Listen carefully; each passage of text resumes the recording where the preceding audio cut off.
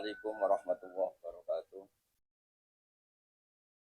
Alhamdulillahirabbil alamin wassalatu wassalamu ala asyrofil mursalin sayyidina Maulana Muhammadin wa ala alihi washabihi ajmain amma ba'du.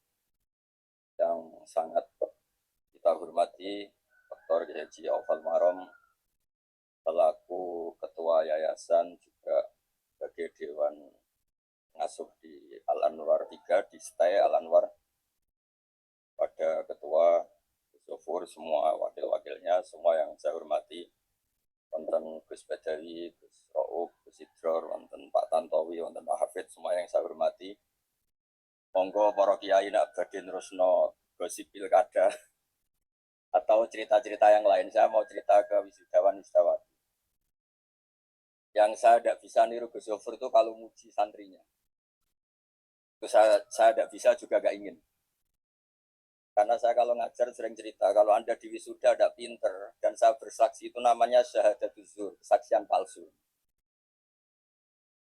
Tapi itu niatnya sama-sama baik. Jadi orang biasa lari, itu bisa ke tempat tujuan, satu, diiming-imingi hadiah.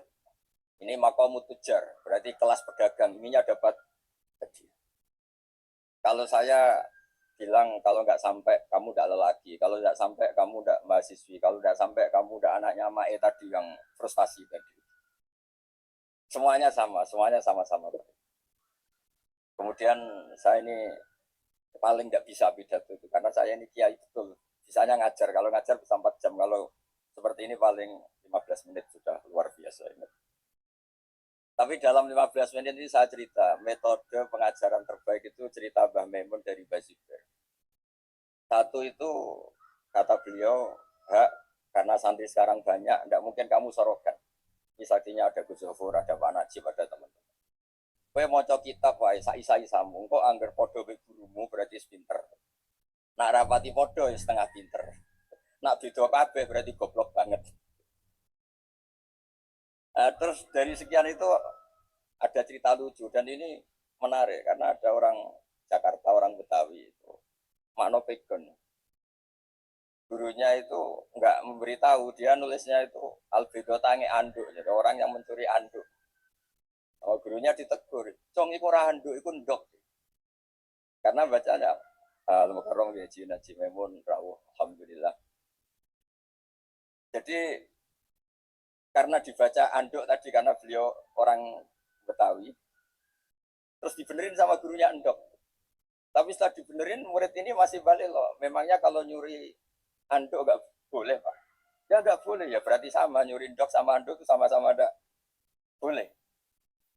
Tapi itu pelajaran bagi kita bahwa menyamakan. Saya dapat cerita itu 2 kali. Satu dari Mbah Maimun, 2 dari Kiai Sahal. Kiai Sahal kenangannya ngaji sama Bazibar. Ya, kenangannya ngaji sama Bazibar itu cerita saya, beliau punya grup belajar untuk baca Lubul Usul. Kemudian beliau belajar sendiri, malamnya ngaji sama Bazibar. Ketika tingkat kemiripannya 70%, beliau merasa kurang sempurna, sampai tingkat kesamaannya benar-benar 100%. Ketika sudah 100%, beliau disahkan oleh Bazibar untuk ngorek Lubul Usul. Dan saking lamanya ngorek itu sama teman-temannya sampai beliau bisa nulis Thariqatul Usul, Bisyarhil Usul. Nah, itu yang perlu ditiru dari anak-anak. Kan nggak mungkin Gus Zofur itu dengerin anak sorogan, nggak mungkin. Selain santrinya banyak juga, tadi ada yang frustasi tadi, kan sudah nggak bisa diajari itu, udah bunuh diri sudah bagus tadi. Tapi kalau baca sendiri, kemudian ngecek, karena beberapa santri itu ya benar-benar kacau. Baca, ada saya zaman di pondok masih ada yang tanya, Gus maknane lam tarjiman itu apa? Cari di kamus tuh gak ketemu. Setelah tak cari ternyata ditunjukkan kitabnya itu tentang perempuan yang head lam tarodaman, tapi dia bacanya itu lam tarjiman. Itu kan kacau betul itu. Makanya kenangannya Syekhul Islam Zakaria Al-Ansori di kitabnya Habib Zain bin Semit, kitab Al-Manhaj Sawi, itu diceritakan, saya sealim ini itu berkahnya punya 2 sisi yang ngadili saya. Beliau ngendikan dukik tu bena hajaro ini. Saya punya guru yang disiplinnya minta ampun, yaitu Ibnu Hajar al Asqalani. Jika saya kalau ngaji harus belajar karena sering disuruh baca. Pas saya jadi kiai punya murid yang cerdas sekali, yaitu namanya Ibnu Hajar Al-Hitami. Jadi konangan goblok nengar guru ya isin, konangan goblok nengar santri juga isin. Berkahnya itu beliau meskipun sudah alim alama tetap belajar. Dan ketika beliau sampai ila Darujati dapat gelar Syekhul Islam itu, beliau menang itu dengan ngendikan dupik tu bena hajari. Kalau bahasa Jawanya tuh digebek, saya ini diasuh oleh dua batu. Satu Ibnu Hajar al Asqalani, muridnya Ibnu Hajar al Hitami. Teman-teman anak-anak yang saya cintai, yang saya hormati, bahwa pengajaran metode kiroah ala syekh itu penting sekali, karena itu Anda yang memutuskan. Tapi kalau Anda ngaji, bisa ngayal, bisa ada fokus, kemudian gurunya baca apa, Anda bisa dengan khayal Anda maknani itu, padahal tidak ada hubungannya dengan kepastian keilmuan.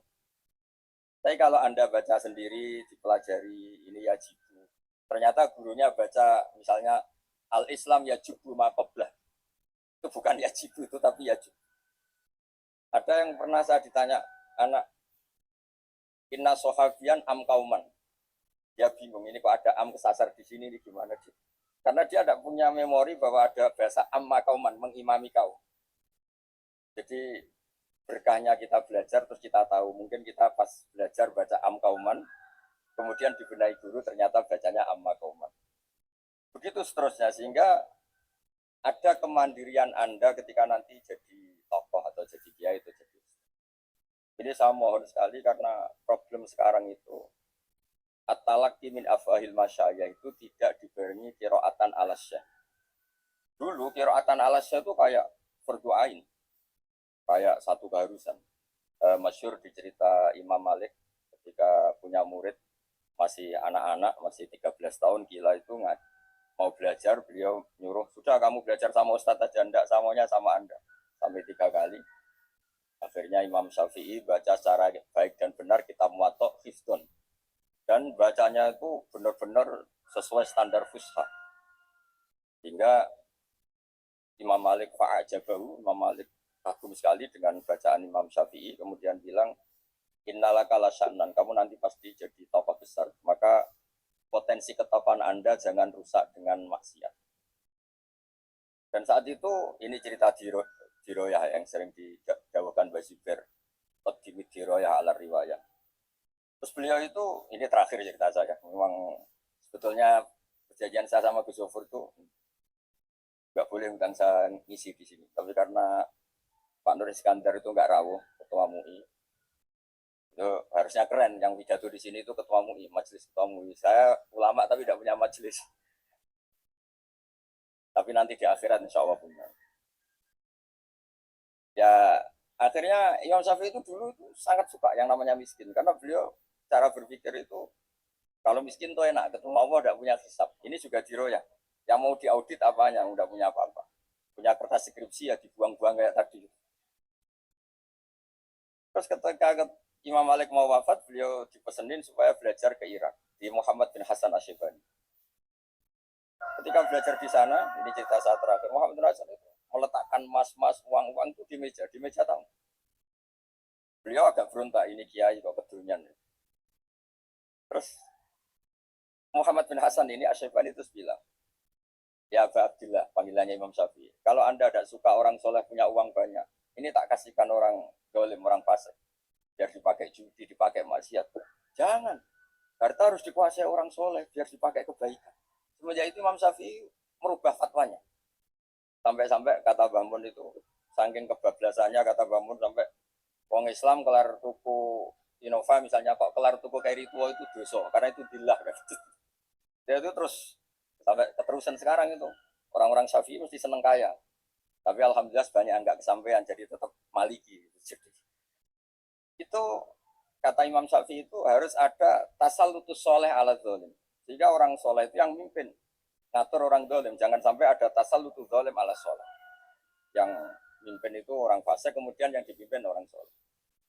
Jadi normalnya orang-orang nakal itu kalau ada Satpol PP lari, jangan kebalik. Orang-orang judi ada Satpol PP malah yang Satpol PP-nya lari. Ini namanya tasallutul fasik ala tasallutul fasik ala soleh. Maksudnya saya cerita ini supaya teman-teman punya cita-cita yang luhur, baik secara peradaban, secara keilmuan, syukur-syukur secara status, bukan bukan karena masalah al-hududud dunyawiyah, tapi masalah ada tasallut. Ketika Anda terkenal wisudawan, ahli tafsir, alim alamat, karena ngaji dapat berkahnya Mbah Maimun, berkahnya Mbah Naji, berkahnya semua mas saya sarang, berkahnya Gus Syukur. Kemudian otoritas tafsir ini diserahkan ke Anda. Dan Anda ngendikan tafsir sesuai literasi, sesuai referensi kitab-kitab tafsir yang mutabar. Jika orang-orang, bahasa kasarnya itu, kalau di Jogja istilahnya penumpang gelap, orang-orang yang nggak nekuni ilmu, itu nggak berani ngadepi Anda. Karena ada yang juara tadi, internasional tadi kata Pak Gofur itu. Ya, saya tapi tidak bisa sering uji, karena kalau saya ketemu anak itu yang juara internasional, tak tes. Kalau enggak, tak turunkan jadi juara RT. Ya, ngoten mawon. Assalamualaikum warahmatullahi wabarakatuh.